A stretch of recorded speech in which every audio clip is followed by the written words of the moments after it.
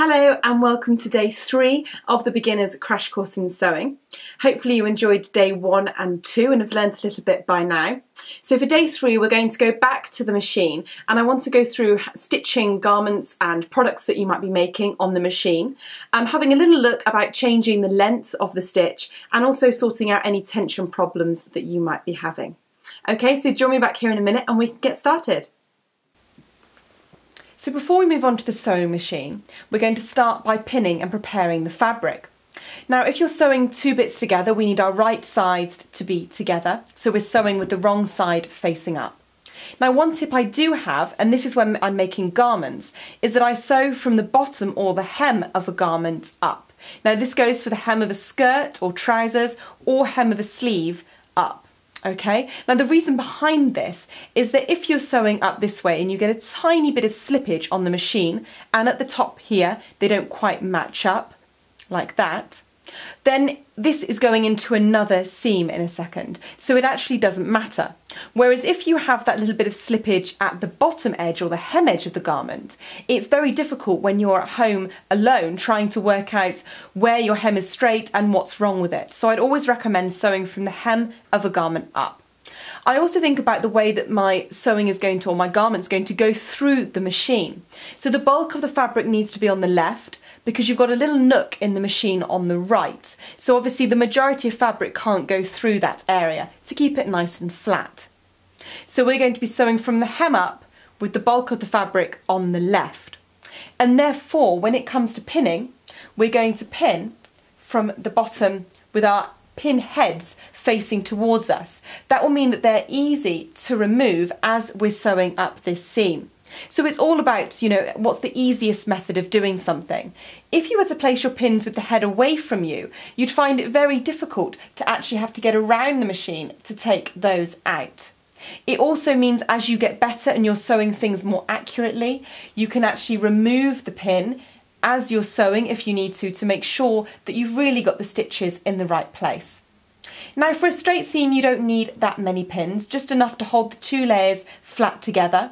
For a curved seam, however, you will need more, and just make sure as you're pinning in the seam allowance that everything sits nice and flush and flat, as it will do when it's sewn in the machine. Now one tip for pins really is that as a beginner I would recommend getting a pin with a head on it. These are glass headed pins, which are better than plastic because obviously they don't melt with the iron. If you find that you do have trouble making the whole pinning motion, then maybe I would recommend that you go for some longer pins. These are the shorter glass-headed pins, but you can purchase them in different lengths, and you will find that the whole of the pinning motion does become easier with a longer pin underneath. Okay, so if you pin and prepare your fabric ready for sewing, then I'll join you back here at the sewing machine. As you can see here, my fabric is pinned and ready to go. I'm going to be sewing from the hem of my garment up. My pins are in my seam allowance and the head of the pin is facing me so that it's easy for me to remove that as I'm sewing on the machine.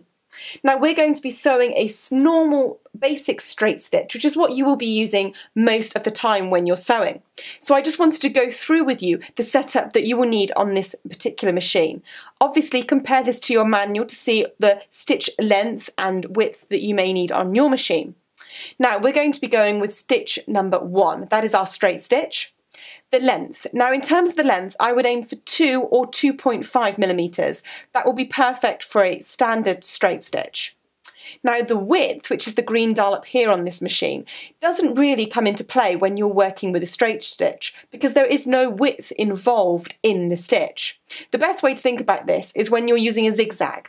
In a zigzag you need the width as well as the length, but with a straight stitch you're only moving forward, so you only need the length.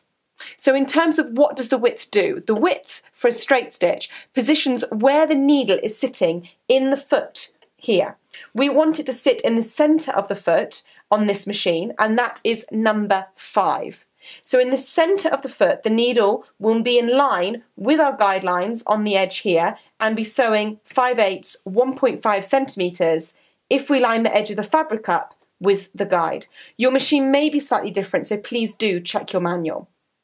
So join me back here and we will do a close-up of us sewing. Before we start sewing, you want to make sure that your threads are underneath the foot and out of the way, so either to the side or to the back of the machine. You also want to make sure that they're a reasonable length and not too short. Now we're going to be working with this little magnetic seam guide here, which I have found to be very useful in beginners classes. Now hopefully you can see on the machine there are lots of lines here with different numbers on them, and these are different seam allowance lines to help you as a guide. We're going to be working with the standard seam allowance on most patterns, which is 1.5 centimetres, 5/8 of an inch.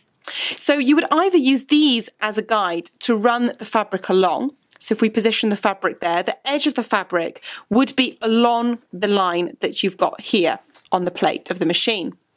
However, if you want to use one of these magnets, all you need to do is pop the magnet edge onto the line there, and you should find that you can run the fabric along the edge of the magnet.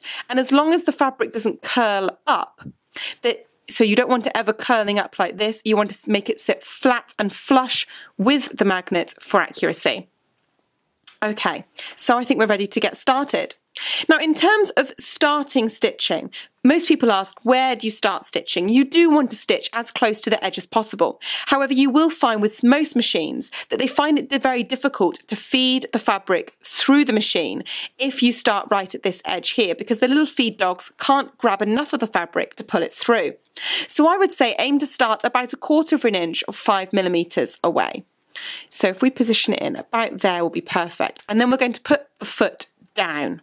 Okay, so always start sewing with the foot down. The other thing I like to do when I start sewing is to put my needle down. And to do that, I'm going to turn the hand wheel on the side of the machine towards me. And I want you, while you do this, to hold tightly onto the threads here. And there's a couple of reasons why you want to put the needle down to start. And one of them is so that the threads here don't pop out of the needle and you'll find you have to rethread the needle again, which can happen if you start sewing very quickly. The other thing is that it makes sure that the machine is happy, that it's working okay, your needle's okay, you haven't got any bulk underneath the fabric there, and the needle's gone into the fabric okay. So when you start sewing, you want to start sewing with a forwards and then backwards stitch. Now with this, you want to aim to have about 2 or 3 stitches forwards and then 2 or 3 stitches backwards. And the reason why you don't want more is that it can add too much bulk to the seam, especially when you move on to making more professional, great quality items. So we've gone backwards and forwards, and now we're just going to stitch forward along the whole length of this seam, obviously lining it up here in line with our seam allowance guide. And if you've got a machine that has got an ability to allow it to go slower, you're more than welcome to do that. I'm obviously taking the pins out here as I go. You never want to sew over those. That can damage the machine, the needle, and your fabric. And so yes, if you do have a machine with an ability to slow down, then you're more than welcome to do that. And just go at a pace that feels comfortable for you. And we would sew all the way down the seam here, the length of the seam, removing the pins as we go. And making sure that we're sewing the 5/8, 1.5 centimetres accurately. Now when you get to the bottom, we're going to go backwards and forwards again, and this will seal off the stitch very nicely. So almost as close to the bottom as you can, back a couple of stitches, forwards a couple of stitches. If your needle doesn't finish up, you'll need to turn the hand wheel on the side of the machine to lift it, okay? And then to finish, we will lift our foot and pull the fabric out. Now, if you find that your fabric gets a little bit caught here and you can't pull it, all you will need to do is turn the hand wheel and twist it on the side of the machine, and that will just release the threads. All it means is that the threads are trying to stitch another stitch, so you need to just release them in order to remove the fabric smoothly from the machine. Now my machine has got a cutter on the side, so I can cut off my threads nice and neatly there. If you haven't got one of those, then please do keep on top of them and trim them with a little pair of scissors. So we have now sewn our standard seam. Next, we're going to have a little look at tension problems. Looking at tension on the sewing machine, I firstly wanted to start by showing you a good example of stitching on the machine. Now we're going to be working here with a blue needle thread, and this is the side that you would see as you are sewing, and a pink bobbin thread. So this is the underside as you are sewing. Okay, now as you can see here, this stitch sits perfectly in the fabric, and that's what you want from a good stitch. You want the stitch to sit evenly between the layer or layers of fabric, and you don't want to see the needle thread on the bobbin side or the bobbin thread on the needle side. So this is a good example of tension. Now what I would recommend is that whenever you're starting a new project, that you do double check your tension settings. So test a little bit of your new fabric on the machine to test what stitch you want to use, what length and width of the stitch do you want to use, how does the tension perform, and do you need to change the needle or the machine foot. So double check all of those things before you start your project. So we're going to move on now to look at bad tension. Now this is an example of bad tension. As you can see here, the blue thread that is the needle thread is too tight. So the needle thread tension is too tight, allowing the bobbin thread, the pink bobbin thread, to come from the wrong side to the right side. As I mentioned before, this is the side you would see as you were sewing, the needle thread side facing up. So how do you correct this? Well, you need to loosen the needle thread tension, okay, because the needle thread tension is too tight, pulling up the bobbin thread.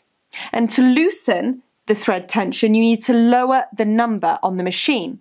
Now I'm working with a Husqvarna Viking Emerald series machine, so I need to lower the number on my tension dial, which I will show you when we get back to the machine in a second. But I would recommend that you check your own manual for your machine and check how it recommends that you change the tension dial. So what about if things were to happen in the opposite way? So here is an example of the needle thread tension being too loose. Now from the top side, this is the side you would see as you were sewing. It doesn't look too bad really. It looks maybe a little bit loose, but it doesn't look too bad. If you were to turn this over, then the problem you would see, because you can see here that because the needle thread tension is too loose, it appears on the wrong side, so it appears on the bobbin side. So all the little blue bits are coming through there. So you can see it from the wrong side of the fabric. So how do you amend this? To amend this, you need to tighten the needle thread tension, and to do that, you need to move the tension dial to a higher number. Okay, so to tighten the needle thread, we're going to a higher number. So hopefully these two different things of tension have hopefully answered a few questions that you may have when it comes to tension on your machine. As I mentioned before, it's always best to test your fabric, your thread, and what you're going to be working on before you start and have any of these problems on the real item. Join me back here and we will look at the machine and how to actually amend the tension dial on the sewing machine. So I wanted to point out where on the machine you would actually amend the tension settings that we discussed in the last part of the tutorial. On this machine, here is the dial for dealing with the tension. Now, I tend to leave the machine on 4, and to be honest, I very rarely have a problem with the tension on this machine. I would check your manual on your machine to see where the tension dial is and whether you need to increase or decrease the number to resolve your issue. Now, as we mentioned in the last part of the tutorial, if we need to loosen the needle thread tension, we'll be going to a lower number. So we could be trying 2, 3, or even 1 if we need to. Going back to 4 now. And loosening the needle thread tension is, if you remember, this is the side that you will see as the needle thread tension. So when the bobbin thread was coming up onto this side that you could see, you would need to loosen the needle thread tension by going to a lower number. Now when the needle thread was going to the underside, so when the stitch looked fine from the top side but the needle thread was going to the underside, it meant that you need to tighten the needle tension and therefore you need to go to a higher number. So hopefully that part of the tutorial has made sense. I now just wanted to really go through with you how I actually put my fabric through the machine, how I hold my fabric, and a little bit about pinning before we move on to a couple of extra stitches. Now, as you saw before, I tend to pin my fabric down in the stitching line, or the seam allowance should I say, down this edge here, with my pins in the perfect direction to be taken out easily, so the glass head of the pin facing towards me. Should be slightly clearer with the calico here. So I tend to always work pinning in this direction. Now, there's nothing wrong with pinning in another direction. I know a lot of people that place the pins in horizontally, and there's nothing wrong with that. But just to explain to you why I position them in like this, I find if you pin in horizontally, you'll be able to actually absorb more ease. So 2 layers of fabric would fit together easier. But as you're putting it through the machine, you might find that they don't sew together quite so easily. Whereas if you're pinning here, you're going to be pinning as the machine will be stitching the fabric. It will be in the same way that the machine would stitch the fabric, and therefore if you can pin it together like this, it should sew together. As I mentioned before, obviously it means the pins are easy to take out, heads towards you. When they're in sideways like this, it can be very easy to sew over them, which I would never recommend. Obviously it's bad for the machine, it's bad for your needle, and it can also ruin the fabric and project that you're working on. The other thing I wanted to point out is obviously that I do pin in what would be my seam allowance, so as to not damage my fabric if you were working with a delicate fabric. Now, if your pins are going in horizontally like this, the little sharp ends are exposed. And often we pin a project, then we put it to one side for a few days, and you could easily fold your project up without realising it. And all of a sudden, these little pointed ends have skagged some of the beautiful fabric and project that you're working on. So as I said, there's no wrong or right way. I just wanted to be clear to you as to why I do the things that the way that I do. And obviously you can give it a go, try it, see if you like it. If you don't, then not to worry. So I've got another piece of garment here, hem up as before, and my pins are in the right position.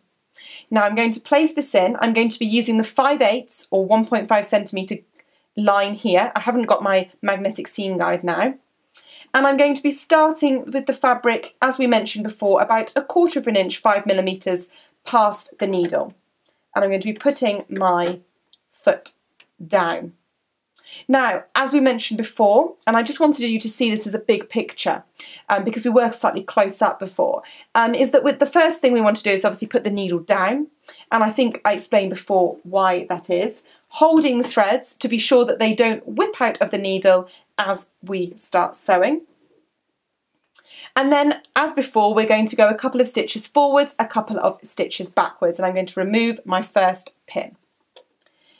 So we'll aim for about 2 or 3 stitches forwards, 2 or 3 stitches backwards, perfect. And then we're going to start sewing along. Now, this is the bit I really wanted to show you, because I wanted to show you how I hold my fabric and how I put it through the machine. The key here, you never want to push it and you never want to pull it. Okay, the machine will take your fabric happily. Okay, so you should never have to do either of those things. And obviously, really, when you're doing this, you should be watching the guide. The most important thing when you're sewing is watching the guide. Where are you sewing? Because if you don't sew the 1.5 centimetres or the 5/8 that the pattern has predicted you should sew, you may find that your garment doesn't fit, or that your product is smaller or larger than you thought it should be. So this is the most important thing. You do not need to worry about watching the needle. Okay, so I'm not looking at the needle at all. I'm just looking at my guide. The needle will do its own thing. It's not going to come and get me. You just need to watch the guide and watch where the fabric is lining up on the plate here. Now I tend to have my hands pretty much flat on the fabric, and just feed it through the machine. Just allow the machine to take it as I put my foot on the pedal. And very soft and smoothly does it. I pretty much always have my left hand flat like this, and that will be, as I said, to let it go through the machine smoothly. It's also to feel, I may use my fingers now and again to check that what I'm feeding up here, it doesn't have any gathers in it, it's smooth, I haven't accidentally caught another bit of fabric, and that will definitely become prominent when you're working with maybe more difficult projects. I often either use my right hand really flat like this, or I may hold my fabric. I often do this when I'm inserting a sleeve or something that maybe has been gathered or eased to fit, and I'll be using my fingers underneath the fabric here and my thumb to really make sure that I'm not feeding in any lumps and bumps. So I'll be checking that everything that I'm feeding in is smooth taking pins out as we go. And so that's really, as I said, how I find the best way to place my fabric through the machine. But you may find that you prefer a different way, and that doesn't matter. It's whatever you feel comfortable doing at the end of the day and how you get a good result. As we come to the end here again, we're going quite near the edge of the fabric, and we're going to go backwards 2 or 3 stitches, forwards 2 or 3 stitches. My needle has now finished down, so I need to raise my needle. Hand wheel on the side, I'm going to raise that up. Perfect. And then I'm going to lift up the foot, pull the fabric. As I said before, if this gets caught, all you need to do is wiggle the wheel on the side to release it. And then I've got a little cutting blade on the edge of my machine that will allow me to cut off my fabric. Now I have been left with a few tails, so I will grab a little pair of scissors and trim these. If you haven't got a cutter, I would cut your threads and really try and keep on top of this, because they can get caught in other seams and they can make the finished project look messy. So now we've gone over the tension and how to put the fabric through the machine, we're going to look at a couple of different variations on the straight stitch. We're going to be looking at amending the length of the straight stitch and working with a larger length and a shorter length of the straight stitch. So draw me back here so we can do that.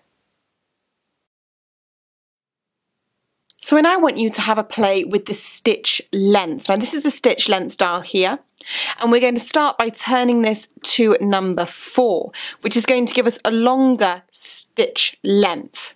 We're still going to be working with a straight stitch, we're just going to be having a play with the length of the stitch. And as I mentioned before, obviously, the width of the stitch doesn't count with a straight stitch, that's just where the needle is positioned in the foot of the machine.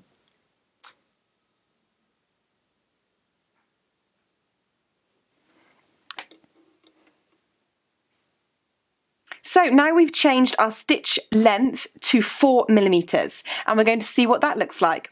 We're going to start by putting the foot down and putting our needle in, holding on to our threads. Now this is a good time to really practice these stitches and also practice with your guide here. I'm going to be using the 1.5cm 5/8, but you could work with a different one and really get a feel for watching this and not the needle. Now with this stitch length 4, we will not be going backwards and forwards, because when you're using this stitch you will rarely need to do that. So we're just going to start sewing, following obviously the guide here. Now this is a much larger stitch, and this is a stitch that will predominantly be used when in a pattern it talks about gathering or easing. So easing is when maybe you've got 2 bits of fabric, one that is slightly bigger than the other and needs to shrink in. Gathering is when maybe you need to do much more of that, so it needs to be shrunk in a lot more to create a sort of gathered effect. So as we get to the end here, our needle is up, we're going to lift the foot, pull on our fabric and cut that off there. Now, with a stitch length 4, you don't want to trim the ends because we want to be left with the tails. Because what we're going to actually do is pull on the tail, and you can pull on either side. There we go. And as you can see there, it's going to be gathering the fabric up. Okay, when you're doing this stitch in a pattern, you will always want to do more than 1 row. So the pattern will always suggest probably 2 or 3 rows, very close to each other, because that's what will give you what is called an even gather. Whereas this is very sort of in and out of the stitching and doesn't look very neat. If you've got more than 1 row, the tension will be better, and because of the different stitches next to each other, you'll find that this will look much neater and will be very even. So that is the stitch length 4. Have a play, see how you get on. Now we're going to move on to doing what would happen if we decrease the stitch length, and we're going to be changing our stitch length dial to 1.5mm. So please join me in doing so. Now we're going to be, again, I would use this as a good time to practice lining up your fabric with one of the guides here. We're going to be putting the foot down, and again holding the threads as we drop our needle. Now this is going to be a much smaller stitch length, okay? And with this stitch length you would normally go backwards and forwards. So we're going to go forwards a couple of stitches and backwards a couple of stitches. Now if your machine has got a button that actually locks for this, then that would be absolutely fine. You can use that and actually lock off the stitch rather than using the reverse. And we're going to sew down the length of this piece of fabric. Obviously this is a smaller stitch, so it will take longer to get to the end of a bit of fabric. And this is a stitch that's predominantly used for reinforcing. So if you've got a corner or a weak area of potentially a garment or a product, I would use this stitch. Because it's smaller, it will be stronger and will take more wear and tear. Now when we get to the end, we're going to go backwards a couple of stitches and forwards a couple. Now, if you find that your needle does end in the fabric, obviously you would raise that either by using the hand wheel, or you may find on your machine that you have got actually a raise up and down button. You're more than welcome to use that too. We're going to lift the foot, we're going to pull our fabric and cut that off, and obviously we would then trim our tails on this stitch. So as you can see here, this is a much smaller stitch, and as I said, it's predominantly used for reinforcement. Now really what I would do now is go and have a play with the straight stitch, increase the length, decrease the length, and really get to know your machine. Practice sewing and practice using the guides, because that's where the accuracy comes in there. I hope you've enjoyed this tutorial and I look forward to seeing you in lesson 4.